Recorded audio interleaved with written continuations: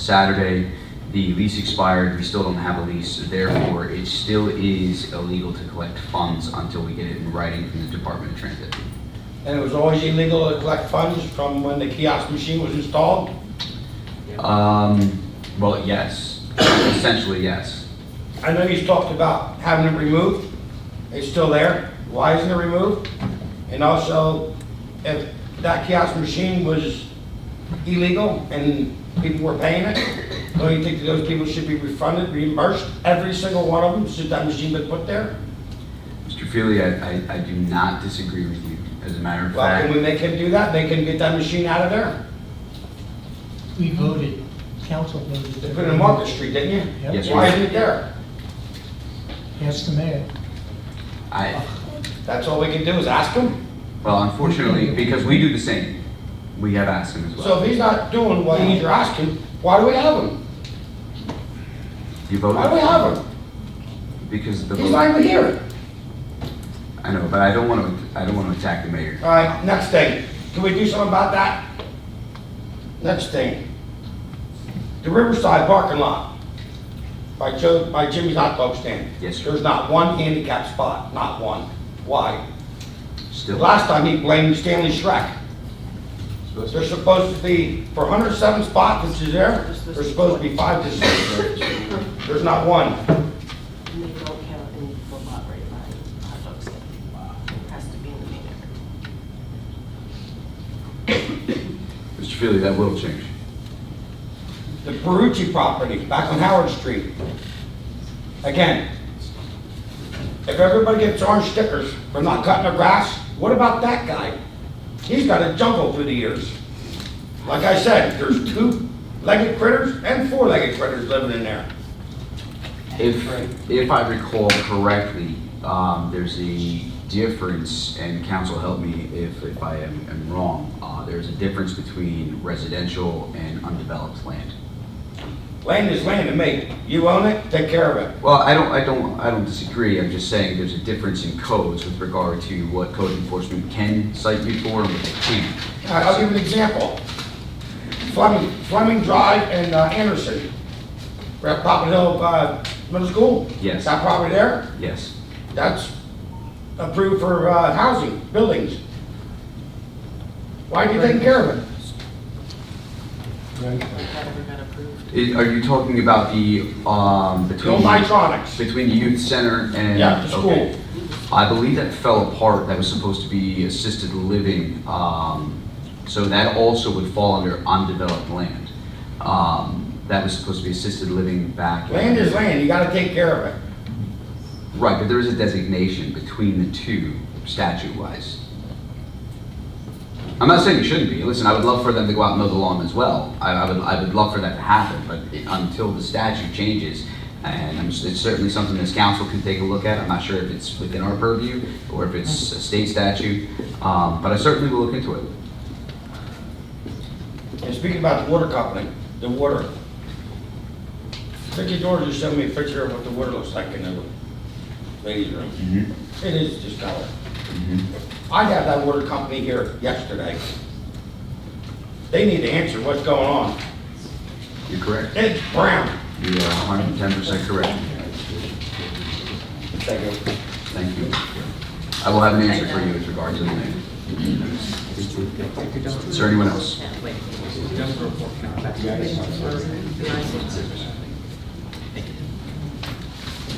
Okay, move forward and move to council open time. Councilman Lutz. I have a couple of things I just wanted to bring up. And it's, I don't know about you people, I mean, councilwomen and councilmen.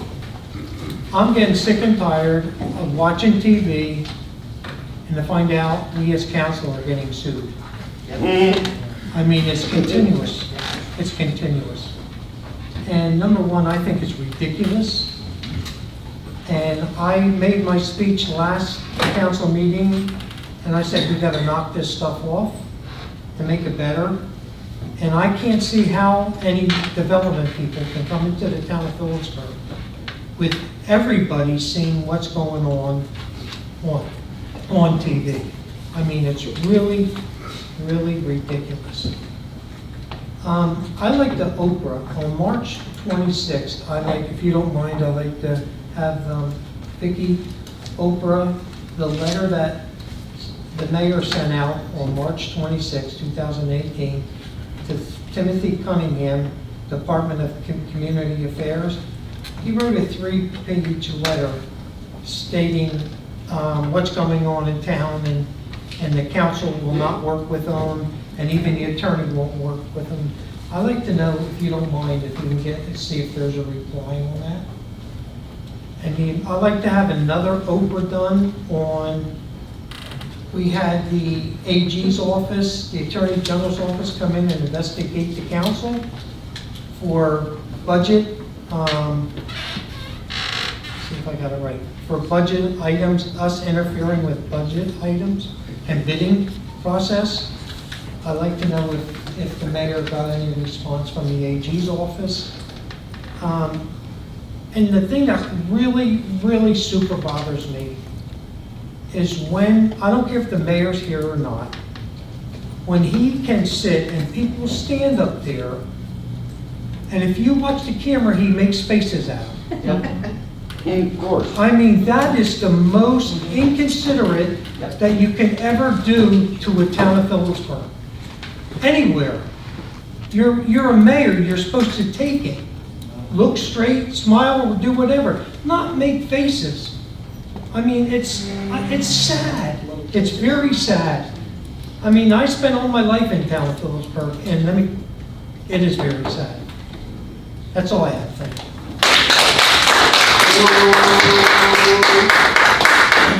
One side or the other. Thank you, Councilman Lutz. Council Vice President DeGirolamo, is there anything you have? I'll echo some of what Councilman Lutz just said, only to the comment, initially, so, wow, we're on month 9. Some stuff happened pretty early on, and everybody said to us, why can't we do this? Why can't we do this? Why can't we do this? And we found out the only way we could have things be done was to sue the mayor. And we sat back and said, yeah, not gonna happen. That's not gonna look good for the town. It's not the right thing to do. Just sit tight, get beat up on. We didn't take this office thinking everybody was gonna smile at us and wave while we went by. We get fan mail every week. We found it was inappropriate to do. Is there action council can take? Absolutely. It involves suing the mayor. Are we doing that? We're not. And that's the stance I personally took and did not want to support. Are we sitting here now that Mark brought, I wasn't going to bring anything up. I was actually pretty good, but since Mark said it, I will echo. We sat back and just got our heads kicked in on a lot of that stuff and chosen to take the high road because we thought it was the right thing to do, as opposed to the low road, which is sue, sue, sue, sue, sue. Because you know what? I pay for that, he pays for that, all of you pay for that. We're not wasting your money by fighting. That's a decision, I think, I don't know anybody that chose that move because you didn't hear a vote come up to do it.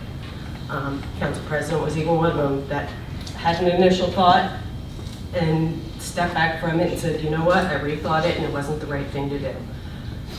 I think we're trying. It's just not happening both ways, I'm sad to say. All I can say is we come every week, we come to every meeting, we're smiling. We, as a council, are very cooperative with each other. Councilman Davis and I were together last week. Councilman Lutz and I are getting together on a board. We're all working together. You're not seeing our names in the paper suing the town. That's all I have to say.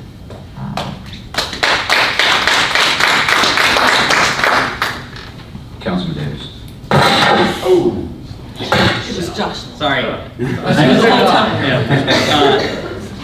Just briefly, I know there's a lot of different thoughts about the redevelopment plan. I am a staunch advocate for it. I'm not prepared to discuss it tonight, but I look forward to bringing just how different Phillipsburg is from other communities that are profiting from similar redevelopment goals.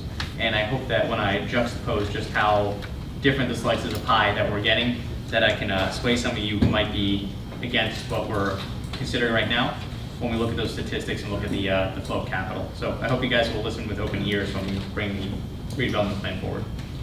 That's all. Thank you, Councilman. Councilman McVeigh. In fairness to the mayor, I did have a lot. I was hoping you'd be here tonight, so I will minimize what I have.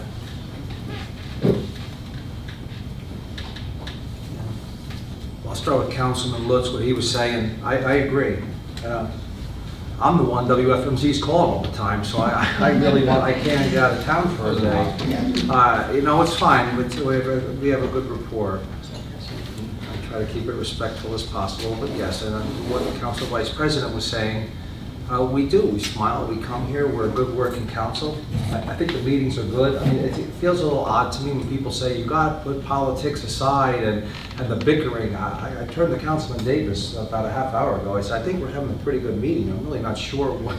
Just because we disagree or the votes start on 5-0 every time, or it's against the mayors, and I'll get into the vetoes in a second, doesn't mean we're bickering or we're politics aside. It's what we do.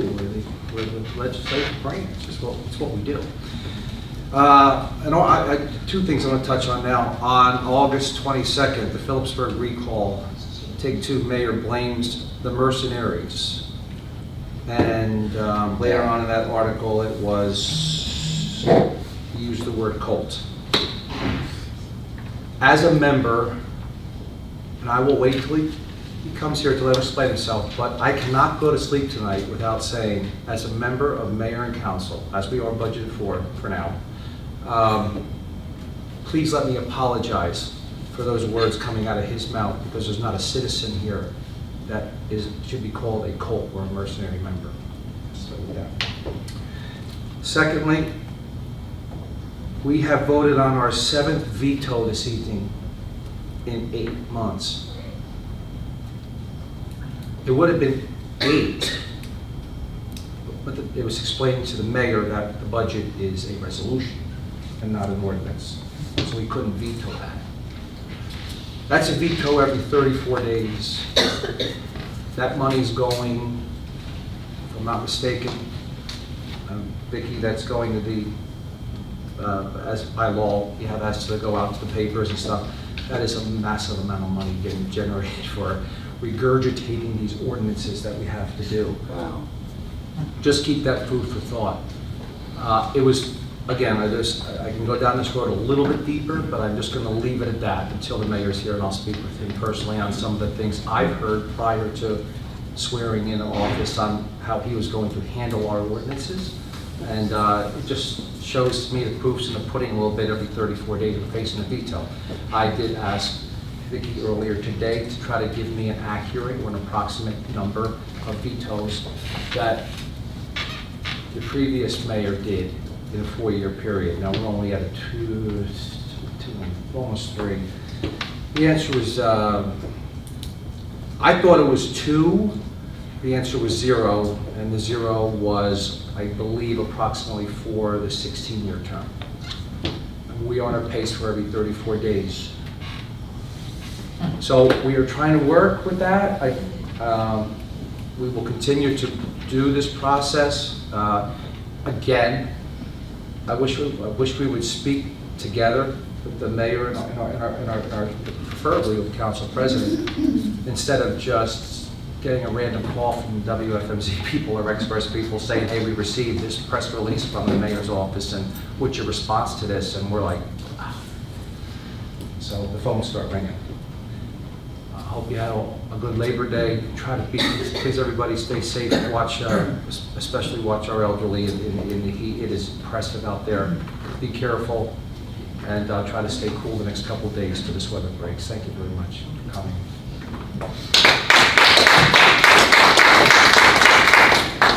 So, I agree to a certain extent with regard to the bickering. However, I'm not sure that we're seeing the whole story, because as Councilman McVeigh and others have stated this evening, this council gets along fairly well. And I say that, and we work bipartisanly, across lines.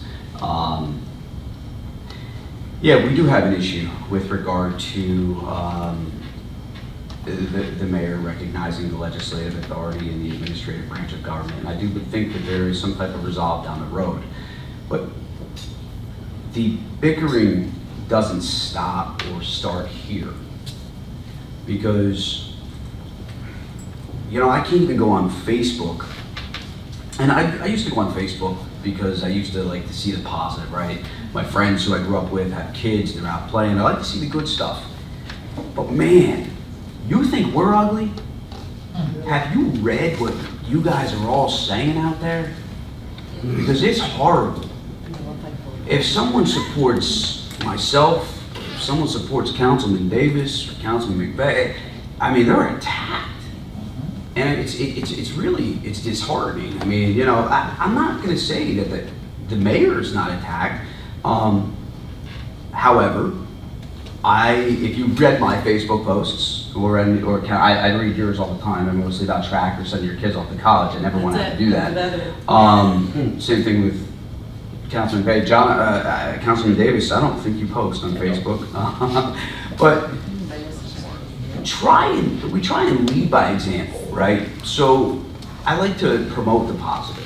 I don't like to invite the negative. But man, I go on and I'm not one for airing our dirty laundry. So I personally asked it a few times, and I believe he's starting to get better. But I really think we need to reel it in.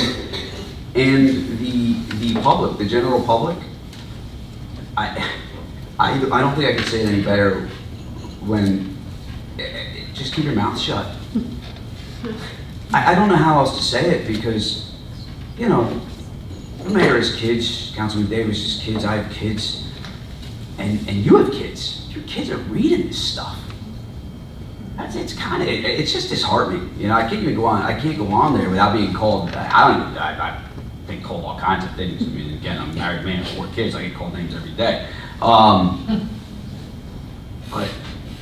these are people who don't even know us, and they're passing judgment. You have no idea what we go through day in and day out, and if you think that we just sit up here once a week or once every 2 weeks and just make decisions cold-heartedly without thinking of you, over all of my email, all of theirs. Please don't. It's you know, it's a full-time job, and I'm happy to do it because I'm happy to represent you. I ran twice and I lost. I ran a third time and I lost to Councilman Davis. No, I'm just teasing. But I didn't run to win and do nothing. I ran to win and represent you.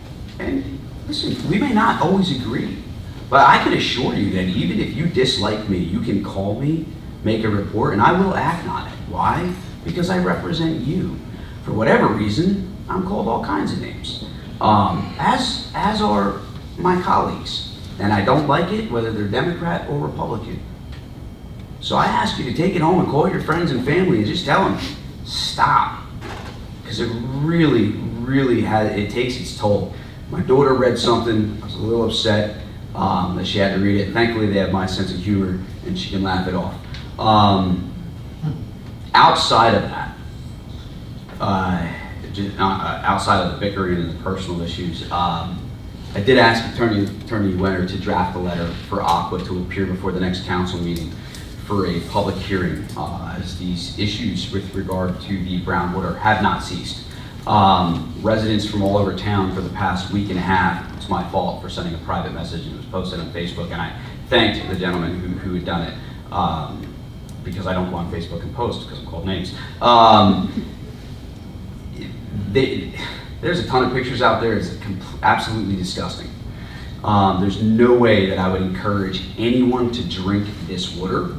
There's no way that, if you have brown water, I wouldn't give it to your dogs. I wouldn't bathe your kids in it. I've seen it firsthand destroy a load of laundry. And then when the resident tried to rewash it, it didn't come clean. So something's wrong. I've attempted to ascertain, as promised, the water test results from Aqua. and although promised them, I have not received them. So that makes me highly suspect that something is wrong and they do not want to tell us. That I have an issue with. I stated earlier, I don't want this to be the next Flint, Michigan. I don't want to be a councilman or on a council that overlooked a serious issue when our residents needed it most. 2 nights ago, I had discussed with the mayor the possibility of programs that will allow our affected residents to access bottled water until the issue has been rectified, and I have asked that he keep us updated, or at least update us via email or his social media page.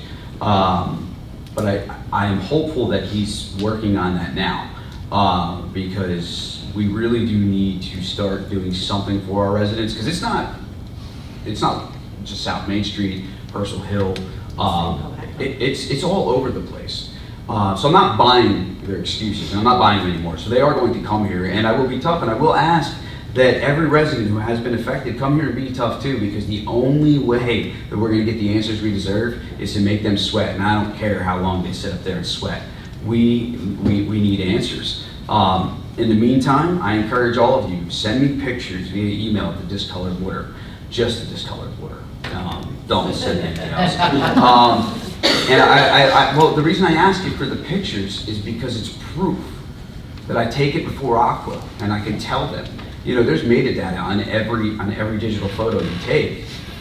I also would like the area and the address, and the address if you feel comfortable, and the time of day that it was taken. I think that ultimately it will help us, but I can assure you that all of us, and I mean that, all of us, both Republican and Democrat, that everyone likes to bash, that we will work diligently to ensure that this is rectified in a timely manner and as soon as possible.